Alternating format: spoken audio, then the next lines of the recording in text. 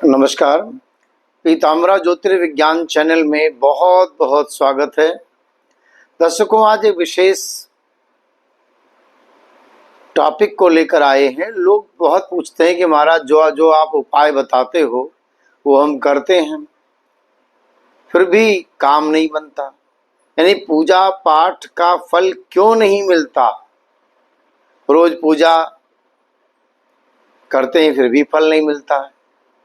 कौन सी गलती है जो कृपा को रोक रही है? तो इस विषय को हम बताते हैं।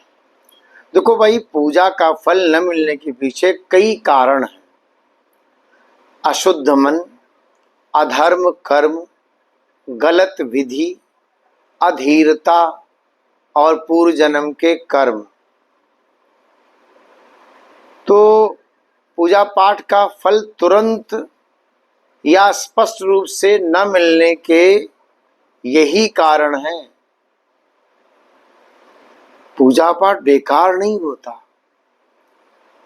कभी विधि, कभी मनस्थिति, कभी कर्म फल और कभी अपेक्षा कारण बन जाता है।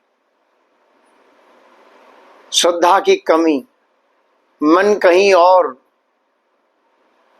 पूजा केवल औपचारिकता बन जाती है। जब कंटिन्यूटी नहीं होती, एक दिन की पूजा, फिर लंबे समय तक विराम, संकल्प अस्पष्ट होना, आप क्या चाह रहे हैं, मन स्वयं निश्चित नहीं कर पाता है। अधर्म युक्त कर्म, पूजा करें पर व्यवहार गलत हो तो फल रुक जाता है। अधीरता, तुरंत परिणाम चाहते हैं लोग। कुछ फल समय से मिलते हैं, पहले नहीं मिलता। पूर्व कर्म भी बाधा होती है। शास्त्रों में माना गया है कि पुराने कर्मों का प्रभाव भी आता है।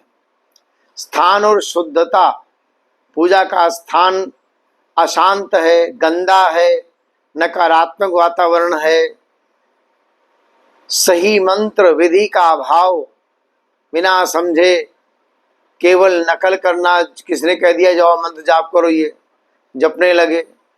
ईश्वर से मोल तोल करना, सौदा करना। आप सौदा करने लगते हैं, इतनी पूजा की, बदले में क्या मिला? फल मिल रहा हो पर पहचान नहीं कर पाते। संकट टलना भी तो फल है, केवल धन मिलना ही फल नहीं है। अच्छा, क्या करें कि फल मिले? रोज थोड़ी थोड़ी पूजा सच्चे मन से करें।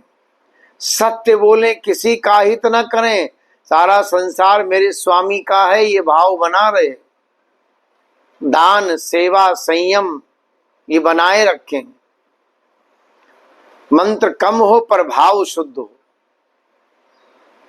धैर्य रखें। गुरुजन ज्ञानी से सही मार्गदर्शन लें। कभी कभी पूजा का पहला जो फल है, इच्छा पूरी न होना, मन की अशांति, संकट, कोई बड़ा संकट है उसकी रक्षा हो जाती है। तो सबसे बड़ा फल यही है, यानी मन को शांत रखना चाहिए। अनुराग, भाव की शुद्धता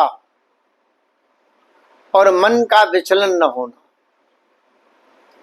देखो, सभी साधनों का साधन मन है। मन को परमात्मा को देना है।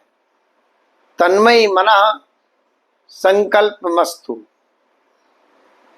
पूजा उपासना में सबसे महत्वपूर्ण आपका मन है। मन को रंगाना है, फल की इच्छा से नहीं। मेरा कर्म है, मेरा धर्म है। खुदी को कर बुलंद इतना, खुदा खुदी से पूछे बता तेरी रजा क्या है। अपने कर्म को इतना महान बना लो कि फल स्वयं चल कर आ जाए।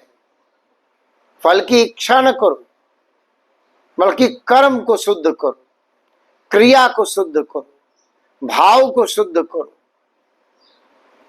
और मन के श्वास पर गुरु के द्वारा दिया गया मंत्र जपो। मंत्र जाप मम दृढ़ विश्वासा, पंचम भजन स्वेद प्रकाशा। और कलिकाल में भाई कलियुग केवल हरिगुण गा, सुमिर सुमिर नर उतर नहीं पा रहा। तो कलिकाल में साधन केवल नाम का है, नाम जपो।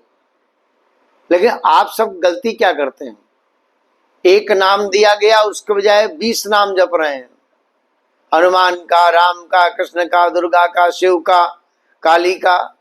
ये गलती है। अगर एक नाम जपते तो ज्यादा हो जाएगा। कईयों का नाम, ईश्वर एक है, उसके रूप अनेक हैं। अब आप रूपा अनुसंधान में रहेंगे, नामानुसंधान को छोड़ देंगे तो फल की प्राप्ति में देरी होगी। इसलिए नाम रूप में आ जाइए। जपिए नाम जन आरत भारी, मिटहि कुसंकट होहि सुखारी। एक नाम जपिए, राम राम राम, बस एक नाम जपिए, सीताराम, तभी कल्याण होगा। नहीं तो कई जीवन बीत जाएंगे, फल तो बहुत दूर और अधिक समस्याएं बढ़ जाएंगी। पूजा पाठ से